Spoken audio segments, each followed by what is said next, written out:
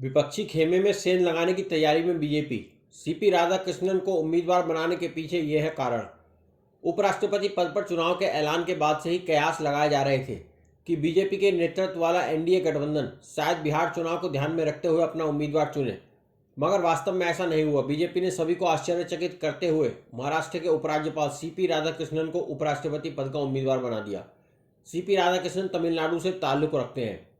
CP Radhakrishnan का नाम सुनने के बाद ज़्यादातर लोगों के मन में सवाल आया कि बीजेपी में कई बड़े चेहरे होने के बावजूद केंद्रीय नेतृत्व सीपी राधाकृष्णन को ही उपराष्ट्रपति पद का उम्मीदवार क्यों चुना। दरअसल इसके पीछे कई बड़ी वजह हैं।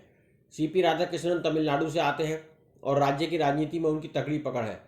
तमिलनाडु में अगले साल यानी 2026 में विधानसभा चुनाव होने वाले हैं। ऐसे में बीजेपी के इस फैसले से राज्य का सियासी समीकरण बदल सकता है। सीपी राधाकृष्णन ओबीसी समुदाय से ताल्लुक रखते हैं, जिससे बीजेपी पिछड़े वर्ग में अपनी पैठ बनाने में कामयाब हो सकती है।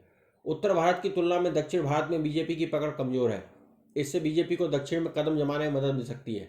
सियासी गलियारों में सीपी राधाकृष्णन एक पसंदीदा चेहरा है। तमिलनाडु में लगातार 2 बार लोकसभा चुनाव जीतने के बाद वो झारखंड, तेलंगाना, पुडुचेरी समेत महाराष्ट्र के राज्यपाल रह चुके हैं।